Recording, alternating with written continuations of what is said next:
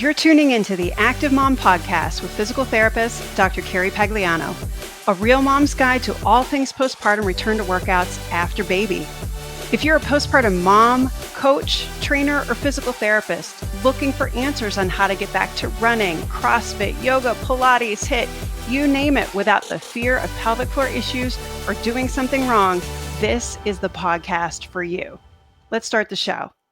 All right. So one of the beautiful things about being on social media and the interwebs and all that good stuff is you get to know people that you might not have found otherwise, and especially when they are in other countries just across the border.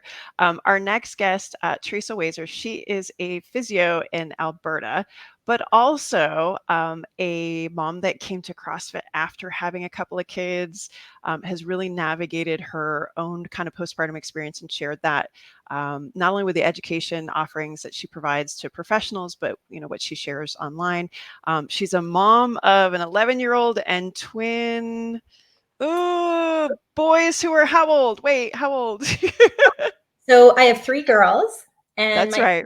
13, and then 13. my twins are 11. 11. I gave you a bunch of boys. Sorry. I gave you a bunch of boys. You can have mine. So anyway, Teresa Waser, welcome to the Active Mom Postpartum Podcast. And sorry, I gave you a bunch of boys. No worries. I always wanted a boy, but that is not how it turned out, and I love my girls. Yes. I thought I was going to end up with 2 because my daughter was crazy in utero and I thought she was going to be another boy, and no. So they're a whole nother animal. You got to learn about penises, the whole thing. All the things. Exactly.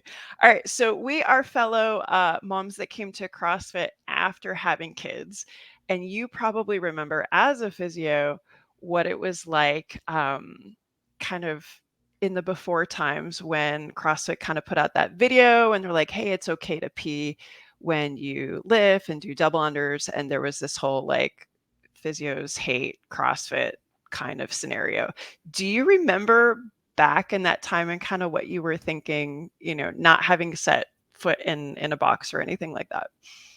Yeah, I mean, in terms of like what physio's general consensus, way back when, I think it was 9 years ago that I started doing CrossFit.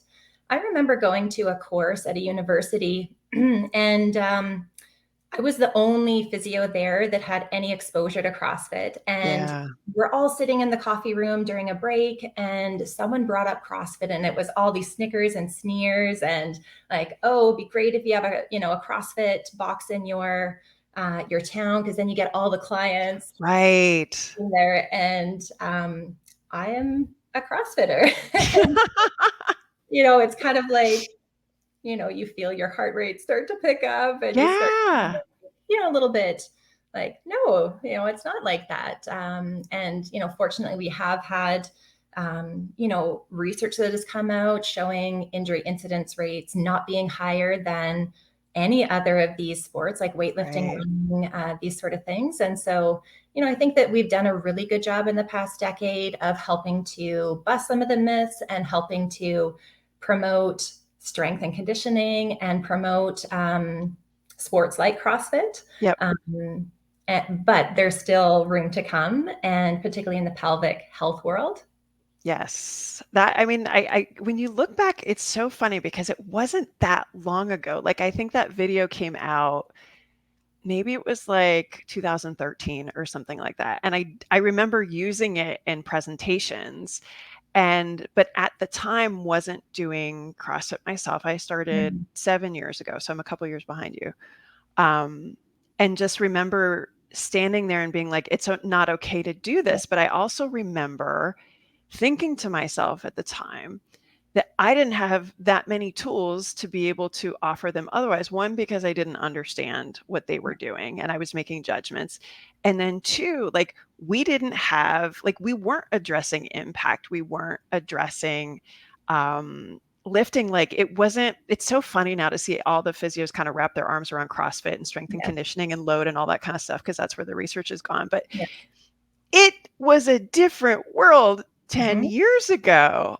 But I feel like it's just been this like huge push forward that we've got so much more information, but also more moms stepping in this space. So like what made you as a mom be like, no, I need to do this. I need to be in this space, even though that my profession is like poo-pooing it?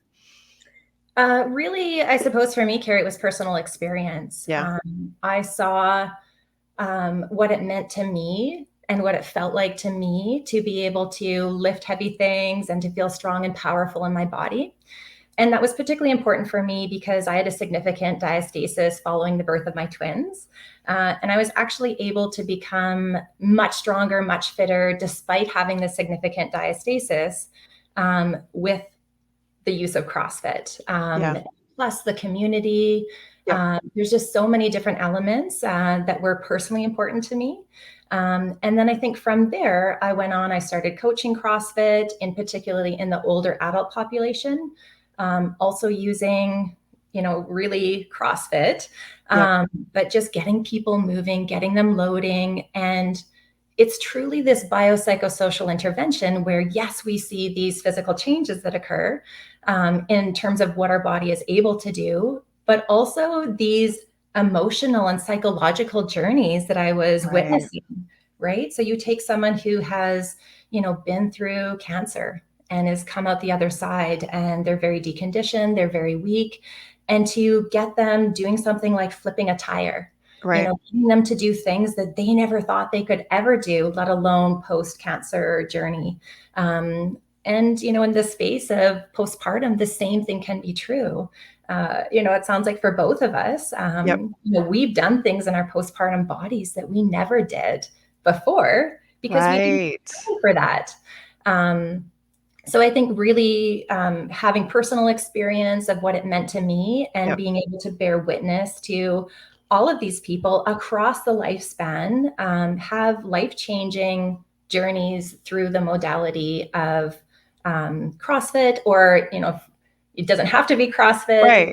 really just getting people loading and moving their bodies Yep. in ways that are much more challenging than what the previous narratives were supporting, where it was much more protective, much more restrictive. Right, which was very much the narrative of diastasis at the Yeah. time. I mean, I can't remember when, maybe it was 17 when the Hodgesley paper came out on diastasis. I can't remember exactly when that was. And I think that was like a big turn of like, wait a second, do we really need to be protecting so much? But I had a client come in, gosh, I think it was yesterday, and her youngest was 7.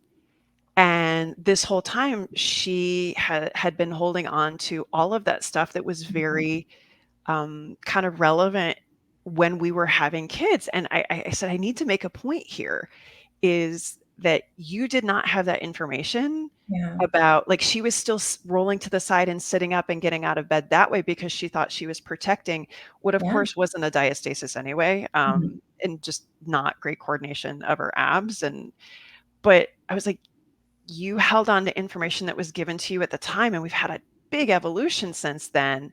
But I think what I'd love to hear your thoughts on this. Like, how do we still have moms, this is how many years later now, how do we still have Yeah. moms fearing this thing in pregnancy? Like, even before they're like, okay, I don't want a C-section, I don't want abdominal separation, I don't want all of these things. Like, it's already demonized and they haven't even had a kid yet. And it's like 10 years later.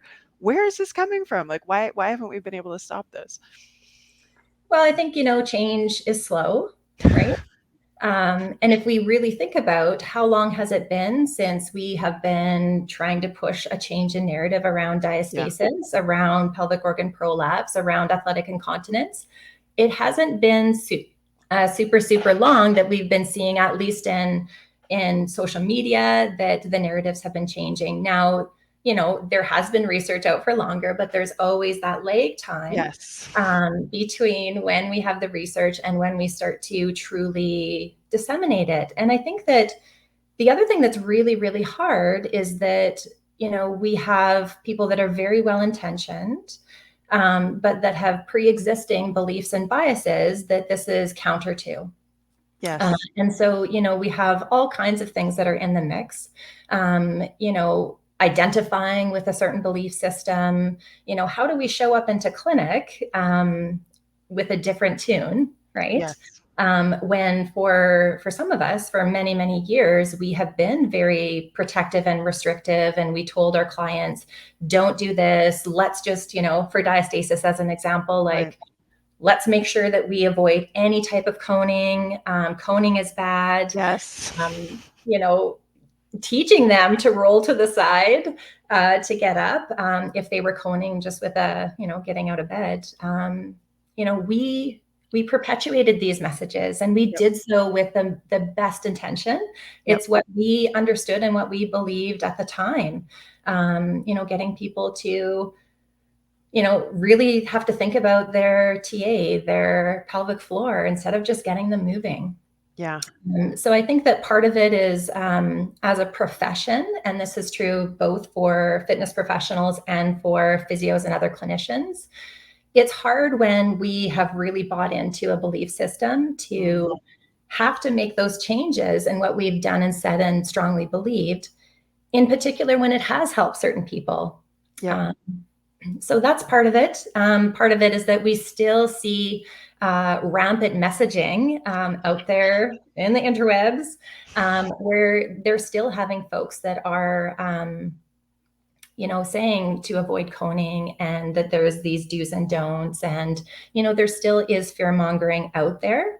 My default assumption is that is still well-intentioned, but potentially those are people who are still operating from outdated belief systems. And it takes time. That's one of the things I love about our pelvic health community, is that I feel like there's nowhere else that I have been exposed to where people have such a voracious appetite for learning. Yeah. And not that there aren't pockets. There's definitely, Sure. not saying there aren't those pelvic physios out there who haven't taken, continuing education that challenges their beliefs, and not just selecting the ones that confirm their biases. Yes. But I think that as a whole, our profession is really trying to push for change, to push for truly being evidence-based. And that does mean stepping aside from, these restrictive beliefs around all the postpartum things. Right. It really is everything, isn't it? Yeah. I mean, when I kind of think back to when that transition occurred, I mean, I also think it's not a coincidence that, and maybe this was the same for you, is like we were kind of going through that ourselves. So here you're given this stuff that you're taught, it's very protective. You Yeah. do it, and then there's no bridge to help you do what you want to do, or like bigger movements or things like that. And kind of in the rear view, it's like, okay, we either give up what we wanted to do or just go do it and have symptoms, or you have to consciously not turn away, but like understand that what you're doing is not as good as it could be. Mm-hmm. And I think you're right. I think there's definitely like a certain sect of kind of physio, and especially in pelvic health, because I think there is so much that we don't know, to be able to step back and be like, I don't know this, but it's got to be better than what I'm doing now. Yeah. And I don't know that there's any other areas of physio, I'm sorry if I'm wrong, that are that like, I don't know. I think it just takes something where you have to be like, okay, I know I'm not right.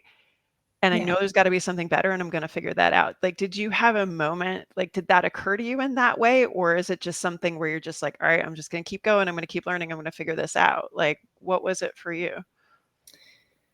Oh, that's a really good question. I think it's like an ongoing process for me, to be quite honest, Carrie. I think that it's been a huge change for me. From my very early days, I was very manual focused, very biomechanical Yep, focused. And I was, by all accounts, a very successful physio. I had a full caseload all the time. My clients loved me. They generally got better. yep, But there were at times people who, despite me doing what should have worked, right. it wasn't helping everyone, right? And so I think, we have to be mindful of that. We have to really challenge our biases, and, sometimes things do work, but that doesn't prove the reason that we think it works, right? Right. So let's say you have someone who's doing some, manual therapy, whether that's externally or whether that's, within the pelvic floor, and someone feels better. Is that because of a change that we've made, or is that because we've held space for them and we have allowed them to take, a 1 hour break from their day and practice some deep breathing, and we've given them some guidance and some reassurance? There's so many different things that we're doing, and we can never be certain that, it's any one specific thing that is creating the change, nor can we be certain of why that change is occurring. So I think continually embracing uncertainty, even when it's counter to what our human brains are designed to do. Yes. And I That think takes a little bit of, you gotta set the ego aside on that one. it does, yes. And I think the thing that has helped me the most with that is being in community with other people who are willing to come along for the ride and do that with you, and not to finger point and not to judge you, but it really requires shared vulnerability, to, lay down our egos and to say, oh crap, maybe what I used to do and used to think and believe as a physio, maybe that actually isn't correct or quite what I thought that it was. And that's okay, because I was doing the best that I could with what I understood at the time. Yes. And, science changes and our experiences evolve, and we can change what we do. We can change what we say. We can change what we believe alongside that. And it is way easier when you have people who are doing that with you. Yeah, no, I couldn't agree more. And you speak about vulnerability professionally. I think having gone through some of these issues yourself, I mean, there's a certain vulnerability in sharing that with, the public. And because I think, as younger physios, like, we like to think we can control everything, and especially going into pregnancy, postpartum. But it took me a while to be open with, hey, this is what I had to navigate, because I think I held that thought that if somebody heard that, well, this is my job and I ended up with these issues, that I did something wrong or I can't be that good at my job, when actually I think it's kind of experiencing, diastasis, experiencing leakage, experiencing prolapse. It takes your understanding to a whole different level, and you understand the complexity that no, you can't prevent everything, and kind of sharing that with women kind of in pregnancy and beforehand. But for you, was it hard for you to kind of be open about what you experienced? I mean, were people more understanding because, oh, you had twins, of course you would have, abdominal separation. Like, what was that like? Yeah. Yeah, I think you hit on a lot of very valid points there, Carrie. I do think that it was easier for me having twins. And I mean, I was massive. How big were the girls when they were born? So 5'12" and 6'2". That's decent. It was decent. And I mean, like I look at the pictures of my belly now, and it looks photoshopped. I'm like, reality. But yeah, I think that it was easier for me. People that knew me during that time, they saw my abdominal wall. And so I think it was easier for myself and for others to rationalize that, even though we know that this is not something that, happens, just with people who have twins. It can certainly happen with anyone who goes through a pregnancy. And we can have folks that have diastasis who have never been pregnant before. So I think that's definitely the case. And even despite that, there was for sure a level of shame, a level of fear of judgment, that meant that I did not, in that early phase, openly share about it. I mean, for one thing, I had my, I went through diastasis, my rehab. I eventually went on to have a diastasis repair. when my twins were 3. So that was, however long, 8 years ago or That was a something. while ago. That was really early on with that. Yeah. That was before I had an Instagram account. That Well, was before, I'm so you know, glad. I don't know about you, but I'm so glad we didn't have that option. Like, I can't imagine going through these things and feeling the pressure to share them, yeah. Yeah. you know? Um, I think though, I've done tons of reading with Brene Brown for Yeah. many, many years. And I think I remember, first reading The Gifts of Imperfection and like sobbing on my bed and just feeling like this is the key, right? Like being vulnerable and allowing other people to see your authentic self with Mhm. all the messiness, and the imperfections. Like this is really the key to connection. And it's really connection that empowers us as physios and change makers, I believe. So yeah, whether we're sitting across from someone in our treatment room and that person is currently struggling with concerns about their abdominal wall. And to me, that doesn't matter if they truly have a significant diastasis or whether they Right. have concerns that they have, change to their abdominal wall that is bothersome to them. Yeah. There's still someone who their experience is valid, their fears are real to them. And, I think that it's helpful for us to, be truthful that, hey, we had those fears. We had concerns about our bodies. And then I think also from being an educator, having that vulnerability with fellow clinicians and fitness professionals. Mhm. Um, I can understand what it feels like because I have been there in terms Yes. of, learning something that is very counter to what I previously thought, believed, and did. It's Mm. hard. Yeah. So, I'm not the person to sit up on my high horse and be like, oh, like you're doing that and you believe that, like, wagging my finger at them because I was there too. Uh, Right. and I Right. don't have all the answers now. And I'm happy to say I don't know because there is so much that we just have to embrace uncertainty with. Yeah, no, I think that's so well put. And you have such a calming energy about you too, which I love, and which is such, I think, a juxtaposition when you kind of consider that, and then people think CrossFit is like rah rah rah, you know. So I love it when there's just calm CrossFitters. I love that. When I first started, I had been doing yoga for a long time, so I was going to yoga and CrossFit, and I just thought it was such a weird thing, especially 7 years ago to be doing that. But you very much you exude that vibe, so I like that. It's very Brene. So did you watch the games at all over the weekend or kind of any of the highlights? Yeah, not really. So I was at a family reunion this whole weekend. So I Nice. missed the opportunity to watch the games live.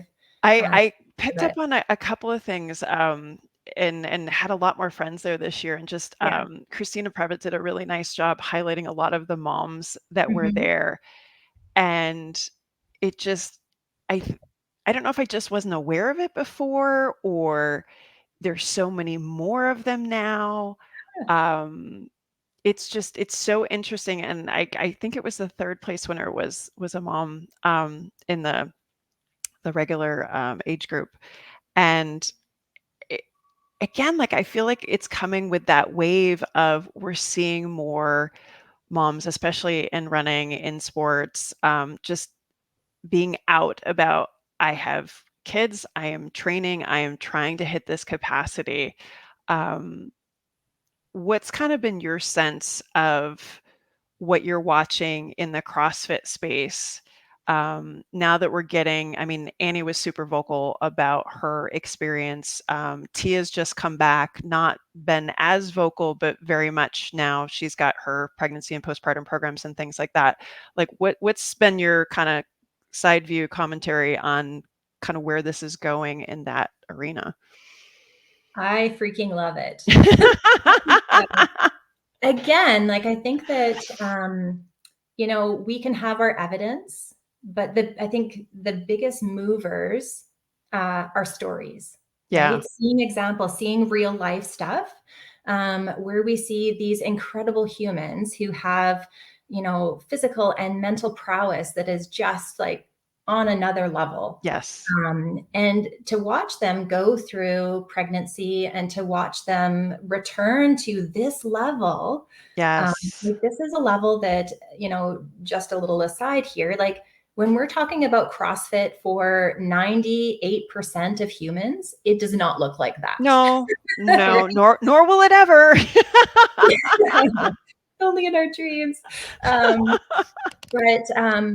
to see what is possible, because I think that there is a lot of, that narrative and that belief of like you hear people say things like, oh, like pregnancy wrecks your body, or, you'll never be able to get back to that. And yet we see people like Annie, did she not like PR one of her major lifts? I could be wrong, but I'm pretty sure that either way, I like her performance. And I think that's what I really took from it this time is just, you could just see her just taking it all in and just being so happy to be there. And I think Freya's what, like 2 now, 2.5 maybe. And I'm like, for you to be performing at that level, I don't care if it's PR or not, with a 2-year-old, and you know what it's like to have a 2-year-old, like, that's freaking absolutely. amazing. Yeah. So PR Yep. or not, I don't care, like, to be able Yeah. to commit to something. And granted, it's her job, but like to have your heart and your soul and your body into it at that level, I'm just like jaws on the ground. Mm-hmm. And I think for Tia, there were so many people that, and I feel like how vulnerable must have that felt for her. And I mean, she's a strong woman. And so, I don't know Tia personally, but I can imagine that she probably just doesn't even give like a moment's Right. but, to basically have your pregnancy really kind of showcased on the internet, and continuing to train, yes, modified, but still at, a fairly high level, higher than what we typically see, right? And doing movements and exercises that we don't typically see people do Right. in that pregnant of a body. And for her not to have a significant diastasis, like you heard that on the internet, people, Right. oh, like she shouldn't be doing that. Like, she's going to regret it. Let's see where she is, right? Well, I was just sitting on the sidelines with popcorn. I'm like, I am genuinely curious from a physiological perspective. Yeah. I was like, we have this woman that's done this so many times. I'm like, I can't wait to see like what does that even look like? And all of our assumptions, we have no basis. It's such an Yeah. N of one. But I think the thing that struck me, and you kind of mentioned it a second ago, was how open she was and constantly out there. But a lot of it was promoted material Mhm. and from her sponsors. And I mean, I don't know if you read Kara Goucher's book. She's a runner here in the States, and she was working with Nike when she got pregnant, and Nike constantly cut her belly out. Like Yeah. they're like, you're badass, but she was back running for Nike 2-3 weeks Yeah. postpartum. And like that wasn't that long ago either, that we were cutting like, oh, you're badass, but we're not going to pay you. We're not going to promote you. We don't want your belly out there because it's not what our brand is about. Yeah. Fast forward, I mean, I think Kara's son is maybe 13 or 14. Like that wasn't that long ago. And then we have Tia on full display with all of her sponsors behind her. It's like, Mhm. it's whiplash in some ways. And so like, I don't know if you got like plucked off the planet 15 years ago and got plopped into now, what you would think. I don't know. Yes. Yes. And I think that it's very exciting because these examples are really challenging our core beliefs Yes. of what is possible. And I can also recognize the flip side of that, that we are not, I am not Tia. Most people are not You're Tia. not. And so, to hold space for the wide range of Yes. experience and to understand that this is a very individual thing. And while that may have been appropriate for Tia, what someone's tolerance and capacity is during pregnancy, may be highly, highly different than that.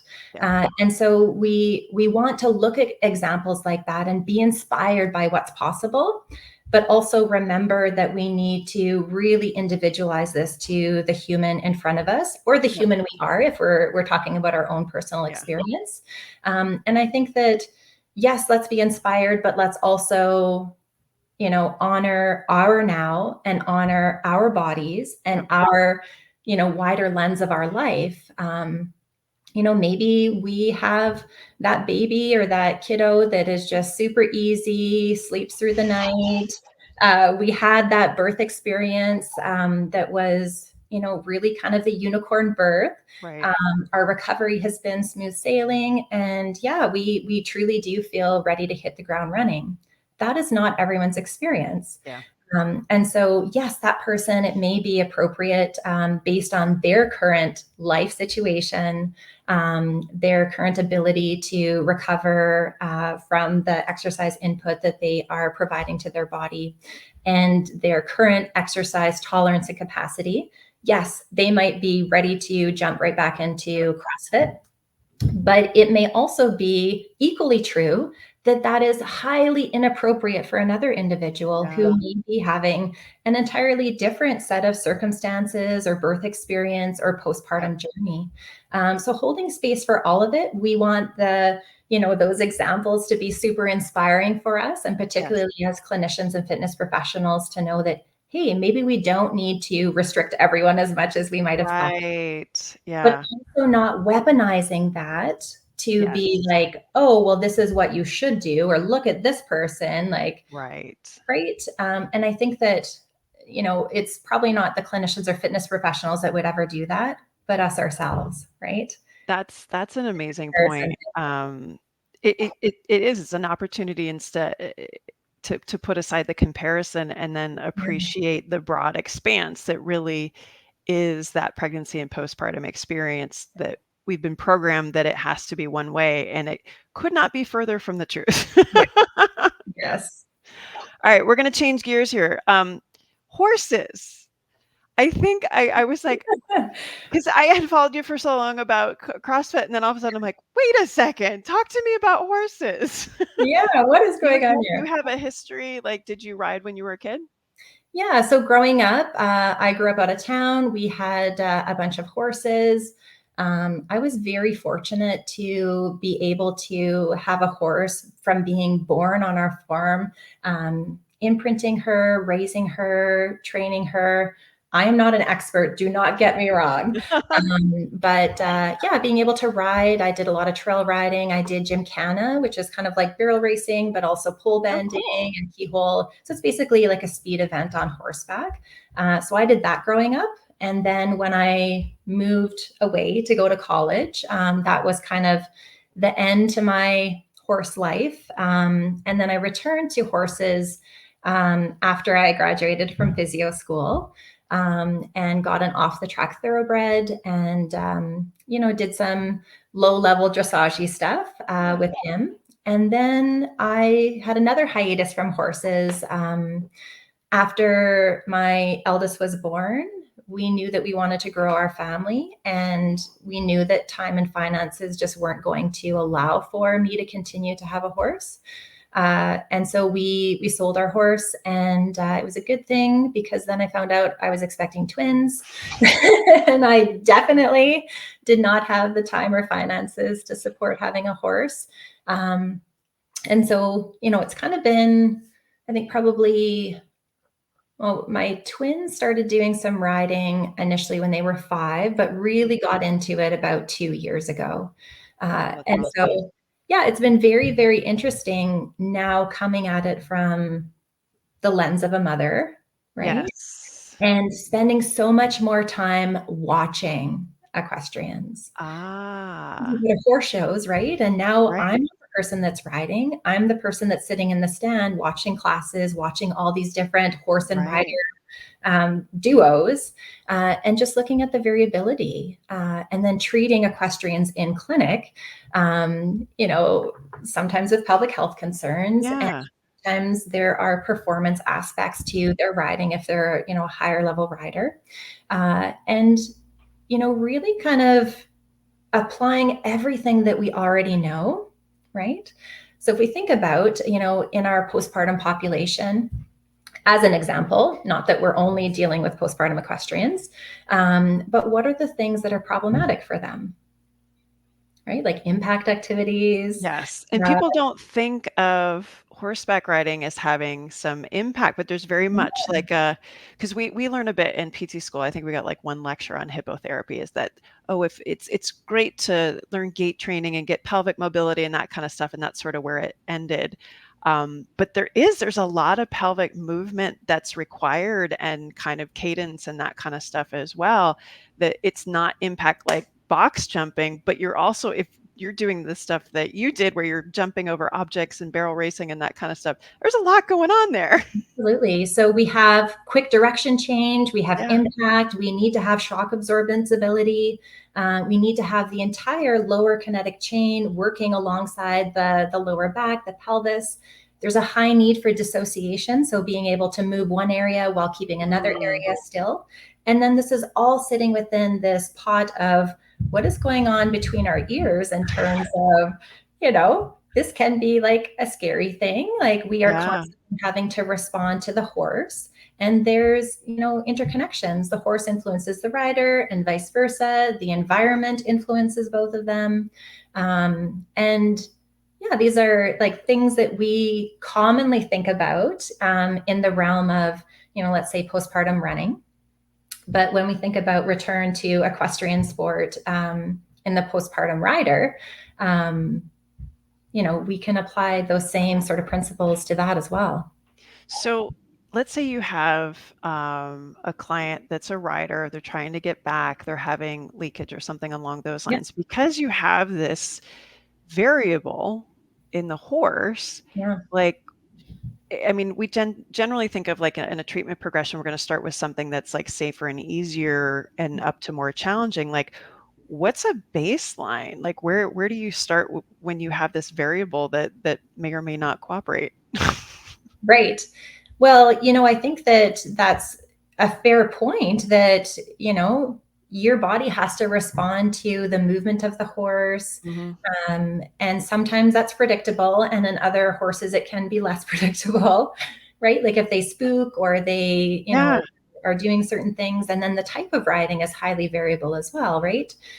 So someone may be ready to go back to doing some trail riding or doing, some like not super intense and demanding riding, Mm-hmm. but they may not quite be ready to, go back to doing their all out barrel racing or Mm. their jumping or this sort of thing. So, it's like anything else, you find out where they're at, you Right. consider what are symptoms if they are symptomatic, and what are the factors that are influencing their symptoms, and see what you can affect change on. You may have one person who is having some leaking, and let's say their horse just has a really bouncy gait and it's a lot more shock absorbency for them to absorb in, say, a sitting trot. Mm-hmm. Or they have a horse that does create a bit of anxiety or fear in them. Maybe this is a situation where they have access to another horse. Mm-hmm. But many people don't, right? So oftentimes you're just working with what you have Right. in that situation and building up. Fatigue also plays a role. So sometimes riders might start off fine, but if they're doing, a lot of time in the saddle Right. or, they're just riding really hard, things do fatigue. And so, maybe they start off fine, but then later on they become symptomatic. And then what they're doing outside of the saddle is also Mm-hmm. going to influence that. Now, do you get to go spend a lot of time watching? Or do you have your clients just, set up videos and you watch a lot of videos, or you just go to the I don't know, is it called a horse ranch? What do you go to watch people? Yeah, so I think that there are definitely physios who are out there who are specializing just Mhm. in equestrians. That is not me. So I love horses. I love equestrian sport. I like to ride myself. Time means that I don't get to do it quite as frequently as I would like to. Mhm. But there are physios out there who are doing amazing work, who go straight into the stable. They will watch the horse. They will watch the horse and the rider doing the thing that is symptomatic for them. Some of them do physio on the horses and on the riders in one session. It's incredible. That's cool. And those people are amazing. For myself, I'm seeing people in clinic. I'm not at this point in time going out to stables. So I'm a little bit limited in my ability for that.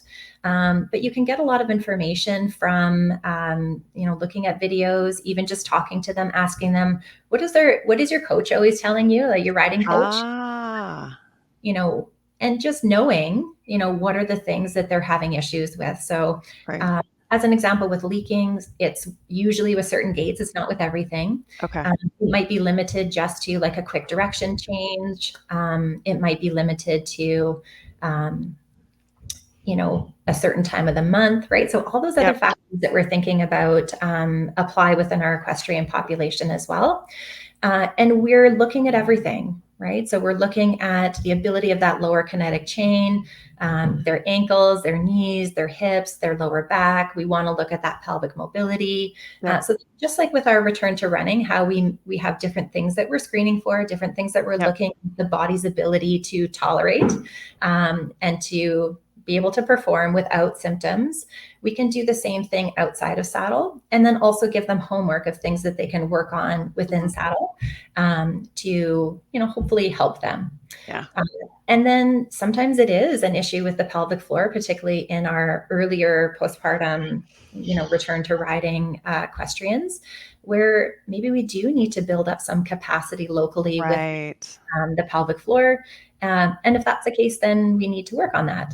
Yeah. No, I love that you have just this like system and framework. And I think that's very similar to how I treat as well. And, it'll apply to most things, but I do think, having an extra knowledge of, knowing what a lift looks like, knowing what a certain, type of horse movement is, which clearly I don't know. Those sorts of things. Like, I think you can kind of get to a certain point, but to really understand that in your bones and kind of know that feeling or that timing or that vibe, I think that really lends itself to just a next level of expertise and understanding and ability to kind of connect with that, that situation that I do think patients appreciate it. At least I hope they do. That it's beyond community. It's like, no, you get this, you understand this, this feeling. Not that I would wish any pelvic problems on anybody or therapists or things like that, but I do think it's super cool to be able to be like, no, I know what this feels like to be on a horse and have gone through this stuff. And I'm with you on this. I think it creates like this nice, there's a word. It's just that connection, I think, is super important for sure. For sure. All right. At the end of every episode, I ask all my moms the same questions. So here we go. Favorite activity since becoming a mom? Personally, I love CrossFit. I love trail running. And I love horseback riding. And hopefully you get more time to do that now that the kids are older. Do they ever come with you, or is that all these your solo things? So CrossFit I do with my husband. My kids did CrossFit back when I was coaching CrossFit kids. And they have not done it since. Okay, then. A lot of it has just been timing. Yes. But and they're busy with other activities. Yes. No, my kids, I used to go to the gym next door, and they used to have child minding, in the before times, and they loved it there. And they still mention, they're like, why can't we go back? I'm like, because they don't do that anymore. And running, I do get to do that a bit with my eldest, which That's is awesome. Super fun. That's kind of like an emerging thing, That's cool. Yeah, my daughter, we're starting to do that a little. Like a run for her is like 5 minutes, but we're getting there. All right, one piece of advice for new moms. Honor your now and be kind to yourself. Hold that self-compassion, even though it's hard to do. Everyone's journey is different, and you honoring where you are at, and that includes everything, right? Like what your life situation is like, all the things. And, it's not going to be like this forever. Yeah, no, I think that's awesome. All right, who's one person kind of in our space that we should know about? Like, who's got your attention right now? Oh my goodness, there's so many people. So yourself, Carrie, my good friend Anthony Lowe. I think anyone who is pregnant or postpartum, definitely check out Anthony Lowe's work. I think you mentioned Christina Previtt earlier. I think she's doing great things in this space as well. Yep. There's so many people. Yeah, no, I think so too. And I think that's kind of when you swim in similar circles. I think Anthony has done such an amazing, I was talking to somebody about this the other day. He started a lot of these conversations and it just gave a little bit of a space for us to start to find the voice that I think so many of us have been able to access. And it, again, in the rear view, that's why I love just kind of pausing and looking back and appreciating these conversations weren't happening and the conversations that we're having now. It's so easy to swipe through social and see a group of moms in a gym and a physio, and it's not weird. So yeah, totally good. And then just another shout out to Grenier, Donnelly. Yes. Emma Brockwell and all the stuff that they've done. Yep. Big fan of those guys for sure. I cannot talk to them enough. They're just cool moms too, by the way. I'm like, can we just hang out? They're superheroes and I don't know how they do what they do. I don't either, but I love them dearly, definitely. All right. And then last one is, what does it mean to you to be an active mom in postpartum? I think being an active mom is doing activity that, again, going back to honors your now. For myself, many people are kind of surprised to learn that I didn't really resume formal exercise, in terms of going to like group classes and this sort of thing, until my kids were over a year. I think it was maybe like 15 to 18 months. And a big part of that was because I was in survival mode with 3 under 3, and that's okay. Right. And again, the whole spectrum is okay. So for one individual, really getting back into their exercise routine or establishing an exercise routine, if that's not something that's previously been true for them, that may be right and fulfilling and hitting the mark for them. And for other people, they may need to take a bit more time, and it may need to look a little bit differently than it did before, than what they might have expected. And that's okay too. But as long as you are doing the things that feel fulfilling to you, that honor your now, you can keep progressing, and it's going to evolve. I love that. Love that message. All right, Teresa Waser, if you want to find her on Instagram, you can find her at RX Physio. Thank you so much. Again, you're just like Zen CrossFit. If I maybe that will make that your new handle. Thanks so much for joining me. Right. Are you a postpartum mom or postpartum pro wanting to know more about getting back to running after baby? Check out all my free goodies on carriepagliano.com.